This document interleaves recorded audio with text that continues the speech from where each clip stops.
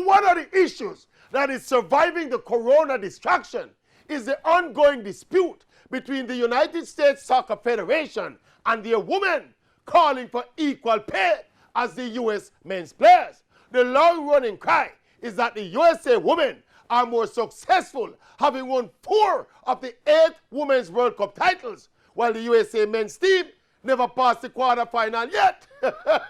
There is even the direct comparison being made between the highest paid male player, Lionel Messi, earning 131 million euros per year, while the highest paid woman player, Carly Lloyd, is earning 480,000 euros per year. So the top woman player is earning 0.367% of what the top male player is earning. And the women are crying foul.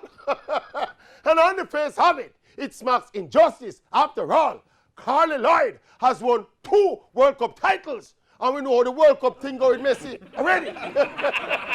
But if we take the emotions and the politics out of it, respecting the forces of the market, what we should be looking at is how much money the women's game generate within the USA and globally, and compare it to what the men's game generate in the USA and globally.